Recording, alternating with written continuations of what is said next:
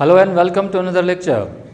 हमारा जो last lecture था उसमें हमने डिस्कस किया था टाइप्स ऑफ क्रिस्टलाइन सॉलिड, जिसमें 4 टाइप डिस्कस किए थे। आपको याद होगा ionic, covalent, metallic and molecular solids. साथ साथ हमने डिस्कस किया था आइसोमॉर्फिज्म एंड पॉलीमॉर्फिज्म। अब हम डिस्कस करेंगे एक और पॉइंट को लेकर। नाउ यू कैन सी कुछ पॉइंट्स मैंने नोट कर लिए हैं। One of that point is the unit cell. अब यूनिट सेल क्या है, आप देख सकते हैं कि unit cell is the smallest unit of a crystal. Unit cell क्या है? किसी भी क्रिस्टल का सबसे स्मॉलेस्ट पार्ट। आप इसको ट्रांसलेट करें तो उसको यूँ कह सकते हैं कि किसी भी क्रिस्टल की सबसे छोटी इकाई, किसी भी क्रिस्टल की एक सबसे छोटी इकाई। जैसे मल्टी सेल्यूलर एनिमल जो होते हैं वो बहुत सारे सेल्स के बने होते हैं, उसका इंडिविजुअल सेल जो होता है वो समझो कि यूनिट सेल है। क्रिस्टल एक बड़ा सिस्टम है, उसका स्मॉलेस्ट पार्ट आप समझो कि क्या है, यूनिट सेल है। आप इसको यूं जो है कंपेयर कर सकते हैं। अब ये यूनिट सेल्स जो होते हैं they are composed of atoms, ions और मॉलिक्यूल। यूनिट सेल जो होते हैं या तो एटम्स के बने होंगे या मॉलिक्यूल्स के बने होंगे या आयंस के बने होंगे। अब वो डिपेंड करता है कि यूनिट सेल जो है वो किसका पार्ट है, क्योंकि 4 टाइप्स ऑफ सॉलिड हैं। अगर आयनिक सॉलिड है यूनिट सेल आयंस का बना होगा, अगर मेटेलिक है तो एटम्स का बना होगा, कोवेलेंट है तो भी यूनिट सेल एटम्स का बना होगा, लेकिन मॉलिक्यूलर सॉलिड है तो यूनिट सेल मॉलिक्यूल्स का बना होगा। ठीक है। अब यूनिट सेल जो होते हैं वो पार्टिकल्स के बने होते हैं, और वो पार्टिकल्स एटम हो सकते हैं, आयंस हो सकते हैं या फिर मॉलिक्यूल्स भी हो सकते हैं। लेकिन याद रखो कि यूनिट सेल कैसा दिखेगा, कितना छोटा होगा या कितना बड़ा साइज का होगा, इसका ताल्लुक उसके कैरेक्टरिस्टिक पे है। इनको हम कहते हैं कि यूनिट सेल जो होता है, यूनिट सेल जो होता है इसके 6 सेल डायमेंशंस हैं। अब डायमेंशन पे भी बात करेंगे तो एक पॉइंट अभी हमें अभी डिस्कस और करनी है। नाउ दैट इज दी कि unit cell, in unit cell particles are arranged in a 3 dimensional manner. क्योंकि हम क्रिस्टल की बात कर रहे हैं और क्रिस्टल के अंदर हम बार बार ये बात कर रहे हैं कि पार्टिकल्स की जो अरेंजमेंट होगी वो अरेंजमेंट 3 डायमेंशनल होगी। एटम्स होंगे वो भी 3 डायमेंशनली अरेंज होंगे, आयन हो, मॉलिक्यूल हो, whatever particles are making the unit cell, particles की अरेंजमेंट जो होगी वो क्या होगी, वो 3 डायमेंशनल होगी।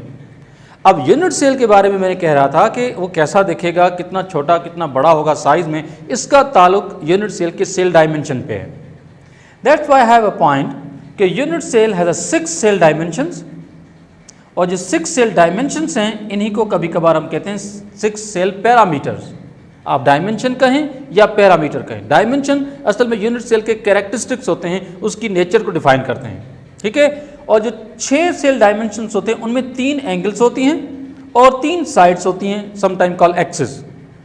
अब जो एंगल्स होती हैं they are been represented as alpha, beta and gamma, और साइड्स जो होती हैं they are been shown by the A, B and C, जो कि इंग्लिश अल्फ़ाबेट्स होते हैं। एक बात याद रखें कि आप किसी भी यूनिट सेल में जहां कहीं भी एंगल अल्फा बनाएंगे उसकी अपोजिट साइड हमेशा ए होगी। जहां कहीं भी एंगल बीटा बनाएंगे उसकी अपोजिट साइड हमेशा बी होगी, और जहां कहीं भी एंगल गामा बनाएंगे तो गामा एंगल जो होती है उसकी अपोजिट साइड हमेशा सी होती है। इस बात को थोड़ा सा आगे एलैबोरेट करते हैं। फॉर एग्जांपल मैंने एक यूनिट सेल यहां पर ड्रॉ किया है। You can see this unit cell has a cubic shape. इस यूनिट सेल की आप देख सकते हैं कि क्या शेप है, क्यूबिक शेप है। अच्छा, इसमें कुछ पार्टिकल्स मैंने मेंशन किए हैं, आप देख सकते हैं, लाइक 1, 2, 3 एंड 4। 4 पार्टिकल्स हैं। इसमें मिडिल पार्टिकल जो है ये बाकी और पार्टिकल के साथ कनेक्टेड है। बॉन्ड कोई भी हो सकता है, वो तो डिपेंड करता है कि नेचर ऑफ सॉलिड कौन सा है, आयनिक है, कोवेलेंट है या मॉलिक्यूलर है। ठीक है। लेकिन याद रखो ये जो पार्टिकल्स है इनकी अरेंजमेंट को अगर आप गौर से देखें तो ये पार्टिकल 3 डायमेंशनली अरेंज है। You can see this particle is arrange with this particle along the x axis. ये पार्टिकल इस पे आप देख सकते हैं कि वाई एक्सिस है, और ये पार्टिकल यहाँ पर जो अरेंज है now that is along the Z axis. तो ये पार्टिकल्स की जो अरेंजमेंट होती है वो 3 डायमेंशनल होती है along the X, Y and Z axis. अब आप देख सकते हैं कि ये जो एंगल्स मैंने शो किए हैं, ये जो मैंने एंगल यहाँ पर शो किए हैं 3, you can see alpha, beta और गामा। मैंने अल्फा यहाँ बना ली, बीटा यहाँ बना ली, गामा यहाँ बना ली। अगर मैंने अल्फा यहाँ बनाई है तो इसकी अपोजिट साइड जो है इसको मैंने रिप्रेजेंट किया है ए से। अगर आप देखें कि मैंने बीटा यहाँ बनाई है तो उसकी अपोजिट साइड जो है उसको आप देख सकते हैं कि ये साइड कौन सी है, बी, क्योंकि बीटा के अगेंस्ट बी, और ये एंगल गामा है तो उसके अगेंस्ट वाली साइड जो उसको हमने क्या रिप्रेजेंट किया है, सी से। तो याद रखो अल्फा के अगेंस्ट ए, बीटा के अगेंस्ट बी और गामा के अगेंस्ट सी साइड होती है। अगर मैं अल्फा को यहाँ बनाता तो ये वाली साइड ए कहलाती। अगर मैं बीटा को यहाँ बनाता तो इस साइड को हम बी कहते। तो whatever side is shown depends on the angle, alpha के अगेंस्ट ए, बीटा के अगेंस्ट बी और गामा के अगेंस्ट सी साइड। तो ये बात कहते याद रहे, इससे कोई ताल्लुक नहीं है कि आप एंगल कहाँ बना रहे हैं, एंगल कहीं भी बना लें, साइड उसके अगेंस्ट कौन सी होंगी ये डिसाइडेड है। ठीक है, नेक्स्ट पॉइंट। अच्छा, अब आप देखें कि मैंने जो यहाँ पर एक सिस्टम बनाया, now this is one of the cubic system. अब क्यूबिक सिस्टम को अगर आप देखें तो इसके जो डायमेंशंस हैं, मतलब एंगल्स और उनकी जो साइड्स हैं, इसको गौर से देखें तो इसकी जो एंगल्स हैं like alpha, beta and gamma. तो cubic system is one in which alpha is equal to beta and beta is equal to gamma and all these three angles are equal to 90 degree. Number one. Number two, अब इनकी जो साइड्स हैं A equals to B and B equals to C, यानी सारी sides भी equal हैं, सारी एंगल्स भी इक्वल है। और अगर एंगल जो है वो 90 डिग्री की हैं तो ऐसी सूरत में यूनिट सेल जो होगा उसकी शेप क्या होगी, क्यूबिक। अगर मैं इन यूनिट सेल के डायमेंशन में से किसी भी एक डायमेंशन को भी चेंज करूं, किसी भी एक एंगल को भी चेंज किया जाए या किसी भी एक साइड को चेंज किया जाए तो आप समझ गए होंगे by changing the dimension the shape of the unit cell will be changed. वो क्या हो जाएगी, चेंज हो जाएगी। तो ये सारी बेसिक पॉइंट है जो आपको नॉलेज में होनी चाहिए। अब क्योंकि लेक्चर की शुरुआत हमने कही थी कि यूनिट सेल जो है वो किसी भी क्रिस्टल का स्मॉलेस्ट पार्ट है, अब हमें डिस्कस करना है कि उसका बड़ा सिस्टम जो है वो क्या है। Now this particular word is called a crystal. इस वर्ड को हम क्या कहते हैं, crystal. Now what about that crystal, just try to understand. एक पहले पॉइंट में यहां पर लिख रहा हूं रिगार्डिंग टू द क्रिस्टल कि when unit cells are repeated in three-dimensional manner,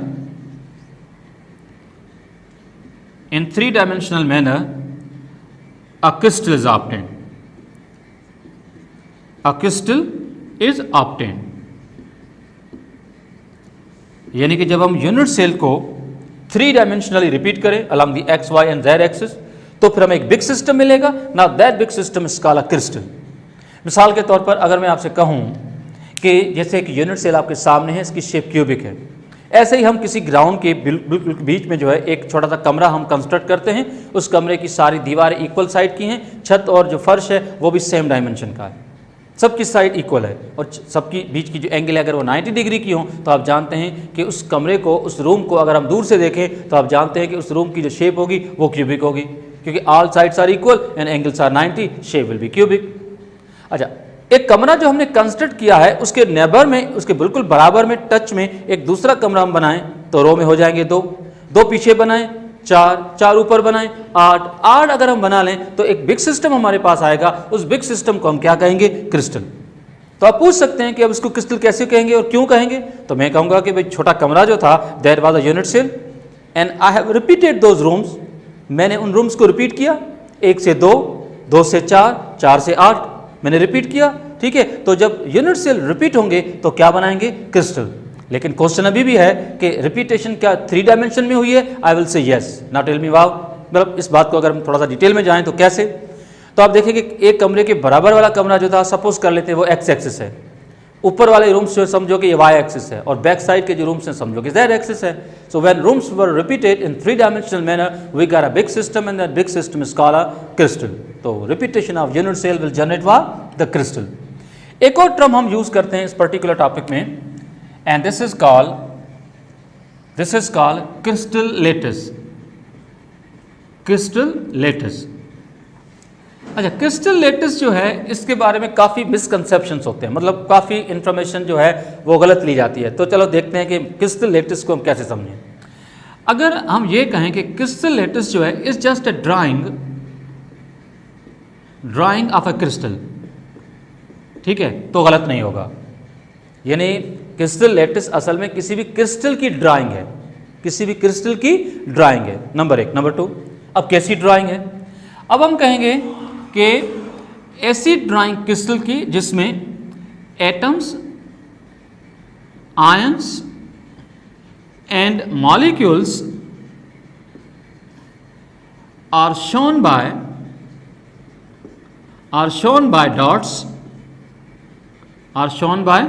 dots are points. यानी ऐसी ड्राइंग क्रिस्टल की जिसमें एटम की जगह पे, मॉलिक्यूल की जगह पे, इवन आयन की जगह पे एक्चुअल एटम, आयन या मॉलिक्यूल बनाने के बजाय हम उसकी जगह पे डॉट शो करें, पॉइंट शो करें, तो ऐसी ड्राइंग को हम क्या कहेंगे? Crystal lettuce. ठीक है। अब मिसाल के तौर पर जैसे मैंने एक यूनिट सेल बनाया, यहां पर मैंने पार्टिकल की पोजीशन को डॉट से शो किया है। अब तो एक यूनिट सेल है, यूनिट सेल जब रिपीट होगा तो एक बड़ा सिस्टम आएगा, उस बड़े सिस्टम को हम कहेंगे क्रिस्टल। ठीक है। तो उस बड़े सिस्टम में जितनी भी पोजीशंस हैं पार्टिकल की, हर एक पोजीशन जो है पार्टिकल की, अगर ये पोजीशन डॉट से रिप्रेजेंट की जाए, now that big system what ever you will get, now this is called a crystal lettuce.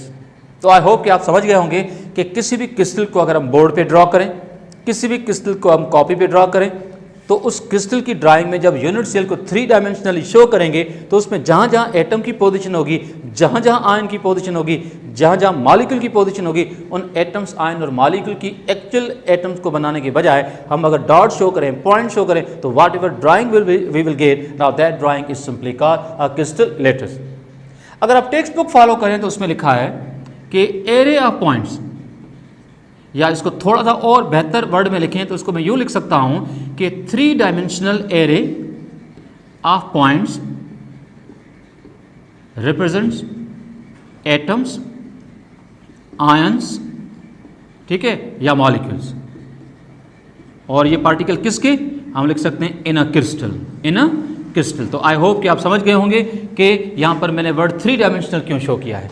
3 dimensional का मतलब है कि पार्टिकल्स की जो अरेंजमेंट है वो 3 डायमेंशनल है। ठीक है। तो अब मेरे ख्याल में 3 वर्ड क्लियर हो गए।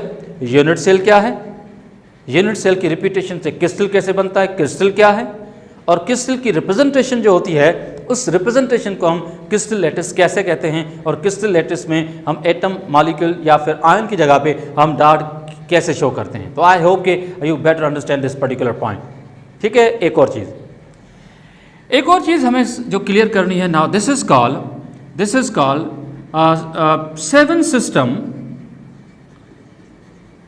7 systems of crystal, 7 system of crystals। Crystal जो होते हैं उसके 7 सिस्टम। अच्छा, एक पॉइंट मैं यहां पर एक जुमला लिख रहा हूं और इसी जुमले में पूरे टॉपिक की एंडिंग है, मतलब पूरा टॉपिक यहीं खत्म हो जाएगा। ठीक है। अब जरा ध्यान से देखेंगे। 7 systems of crystal, now try to understand कि each system is different from other, each system is different from other on the basis of cell dimensions, on the basis of cell dimensions। ये बात याद रखो कि there are 7 system and each system is different from the other on the basis of cell dimension। तब 7 system है तो इसमें मैं आपकी कोई हेल्प नहीं कर सकता। आपको हर एक सिस्टम के सेल डायमेंशन याद करने हैं। जितने भी सिस्टम्स हैं हर एक सिस्टम के आपको सेल डायमेंशन याद रखने हैं और इसको मेमोराइज कर लेना है कि क्यूबिक में डायमेंशंस क्या हैं, टेट्रागोनल में क्या हैं, मोनोकिल्निक में क्या है, हेक्सागोनल में क्या है, ट्राइकिल्निक में क्या है। ठीक है। तो हर एक सिस्टम के आपने क्या करने हैं, डायमेंशन याद करने हैं। इसमें मैं आपकी कोई हेल्प नहीं कर सकता। हाँ, कुछ चीज़ें हैं ट्रिक वाइज जिसको एंट्री टेस्ट में अगर थोड़ा सा उस टॉपिक को श्रिंक किया जाए तो कुछ आपकी हेल्प में कर सकता हूँ, जहाँ पर आप सारे सिस्टम पे रटा लगाएं। अब कुछ सिस्टम ऐसे हैं जो आपको झट से याद हो जाएंगे। मैं कुछ पे पॉइंट बात कर लेता हूँ, ज़रा देखें। फॉर एग्जाम्पल हमारा पहला सिस्टम जो मोस्ट सिंपल सिस्टम है ना, that is called cubic system. अब क्यूबिक सिस्टम जो है ये इजी इस सेंस में है कि इसमें सारे डायमेंशंस इक्वल हैं। I can say angle alpha equals to angle beta and beta is equal to gamma and gamma equal to 90 degree. और इसी तरह से आप जानते हैं कि side A is equal to B and side B is equal to C, यानी all the dimensions are equal. सभी एंगल्स भी इक्वल हैं और सब की सब एंगल 90 डिग्री की हैं और सब की सब साइड जो होती हैं वो भी इक्वल होती हैं। अब साइड तो इक्वल होती हैं पर साइड किसकी इक्वल होती हैं वो तो फिर साइज पे डिपेंड करता है। यानी अगर इनके मैग्नीट्यूड बड़े हुए तो यूनिट सेल बड़ा होगा, इसके मैग्नीट्यूड छोटे हुए तो यूनिट सेल की साइज छोटी होगी, शेप क्यूबिक होगी, क्योंकि सबकी सब साइड इक्वल है। सबकी सब साइड क्या है, इक्वल है। नंबर 1। अच्छा, मैं अभी इसके एग्जाम्पल पे बात करने वाला हूँ, पहले इसके डायमेंशन पे बात कर लेते हैं। सेकेंड पार्ट जो है इसका, मैं नीचे जा रहा हूँ तो आप ज़रा देखें। नेक्स्ट पॉइंट जो हमारी है वो है ट्राइकिल्निक। टेक्स्ट बुक में नेक्स्ट जो है वो टेट्रागोनल है, मैंने फिलहाल जानबूझ के ट्राइकिल्निक लिया है। कोशिश करो समझने की कि हमने ट्राइकिल्निक क्यों लिया है। क्यूबिक का ऑपोजिट ट्राइकिल्निक है। क्यूबिक में सारे डायमेंशन इक्वल थे, ट्राइक्लिनिक में आप याद रखेंगे सारे डायमेंशन अनइक्वल हैं, तो झट से याद हो जाएगा। कल को अगर क्वेश्चन आ जाए what is the opposite of the cubic system is a triclinic, what is the opposite of triclinic is a cubic. Now let's see the reason. अब आप देखेंगे इसमें angle alpha is not equal to beta and beta is not equal to gamma and none of these angle is equal to 90 degree. एक तो सारे angle equal नहीं है और दूसरा कि कोई भी एंगल 90 डिग्री की नहीं है, नंबर एक। दूसरी बात यह है कि side A is not equal to B and side B is not equal to C. तो इसमें ना तो एंगल इक्वल है और ना ही साइड इक्वल है। जो एंगल इक्वल नहीं है वो एंगल इक्वल नहीं है, तो किसके इक्वल नहीं है? 90 डिग्री के नहीं है। तो ये सारी चीज़ें आपकी नॉलेज में रहें। तो आप देख सकते हैं कि क्यूबिक के डायमेंशन और ट्राइक्लिनिक के डायमेंशन अपोजिट हैं। तो कम से कम जहाँ 7 सिस्टम पे रट्टा मारना था, अब कम से कम 2 सिस्टम तो अभी आपको याद हो गए होंगे। हम चलते हैं 2 और सिस्टम पे। Now let's see number 3। चलो भाई हम चलते हैं एक और पॉइंट की तरफ, number 3 and that is the tetragonal. अगर आप टेक्स्ट बुक फॉलोअर हैं तो आप देख सकते हैं, तो क्यूबिक सिस्टम के फौरन बाद जो नेक्स्ट सिस्टम है वो टेट्रागोनल। आई होप सो कि आप टेट्रागोनल झट से याद कर लेंगे। जिस तरह से आपको 2 सिस्टम याद हुए, टेट्रागोनल भी याद हो जाएगा। नाउ लेट्स सी कैसे। टेट्रागोनल में क्या होता है कि एंगल जो अल्फा है that is equal to beta and beta is equal to gamma and all angles are equal to 90 degree. यानी क्यूबिक के डायमेंशन और टेट्रागोनल के डायमेंशन 50% तो सेम आए। यानी एंगल यहाँ पर भी 90 डिग्री की थी सब की सब, और यहाँ पर एंगल्स जो वो भी सब की सब 90 डिग्री की हैं। ठीक, नंबर 1। बस सिर्फ एक चीज़ याद रखनी है कि side A is equal to B and B is not equal to C. बस एक साइड का इशू है और वो साइड है third side and that is C. यहाँ पर 2 साइड इक्वल है, थर्ड साइड जो है वो इन दोनों की इक्वल नहीं है। तो टेट्रागोनल और क्यूबिक में एक माइनर डिफरेंस है, वो है थर्ड साइड का, otherwise all dimensions are equal. I hope कि आप क्यूबिक, ट्राइक्लिनिक और अब साथ साथ में टेट्रागोनल, ये 3 पॉइंट्स आपको याद हो गए होंगे। अब एक और सिस्टम भी है जो भी थोड़ा सा एक डिस्टिंग्विश सिस्टम है, जो झट से याद हो जाएगा। ठीक है, बाकी पे मैं आपकी हेल्प नहीं कर सकता, वो तो आपको याद रखने हैं। मिसाल के तौर पर 4th सिस्टम जिस पे हम बहस कर सकते हैं, now this is called hexagonal. अब जो हेक्सागोनल सिस्टम है इसके डायमेंशन थोड़े से इंटरेस्टिंग है और वो भी जल्दी से याद होने वाले हैं और आप कभी नहीं भूलेंगे अगर एक बार थोड़ा सा उसकी ट्रिक को समझें। हेक्सागोनल में क्या होता है कि angle alpha is equal to beta and both are equal to 90। Angle alpha और बीटा ये दोनों इक्वल होती हैं और दोनों एंगल 90 डिग्री की होती हैं। दोनों एंगल जो है वो क्या है? 90 डिग्री की है, नंबर 1। बस सिर्फ एक एंगल जो गामा है वो थोड़ी सी डिफरेंट होती है and this angle is of 120 degree. तो उसको शॉर्टकट में लिखें तो हम यूँ लिख सकते हैं कि alpha is equal to beta and beta is not equal to gamma.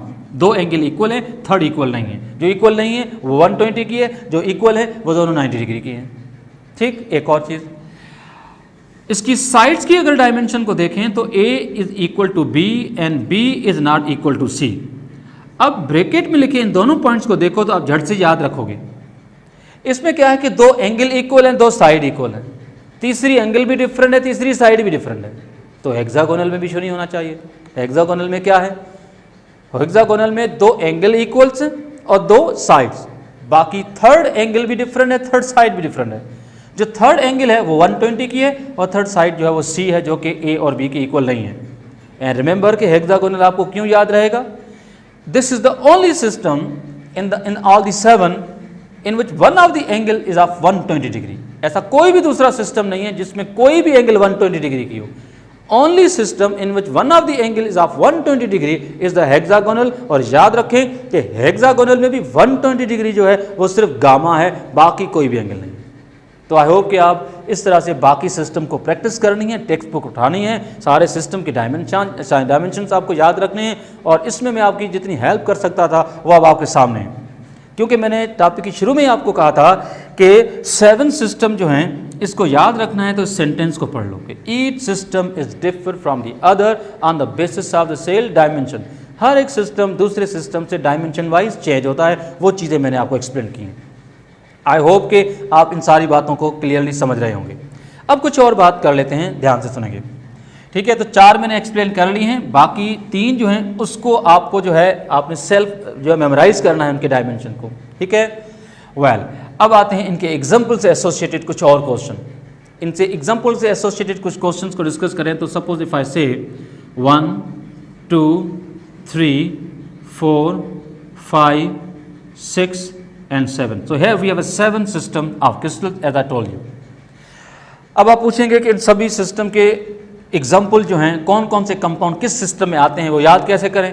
भाई उसको तो आपको याद करना ही होगा। मैं एक बार फिर कह लेता हूँ। मिसाल के तौर पर अगर आपसे पूछा जाए कि भाई पाकिस्तान केम इनटू बीइंग, तो आप कहेंगे 1947। तो 1947 जो है इसको याद करने के लिए कोई साइंस नहीं है। You have to memorize that date. आपको उस डेट को मेमोराइज करना था। लाइकवाइज आपको हर एक सिस्टम के एग्जाम्पल सेल्फ याद करने, पर मैं आपकी क्या हेल्प कर सकता हूँ, इसमें क्वेश्चन ट्रिकी क्या बनेंगे उस पर हम बात कर लेते हैं।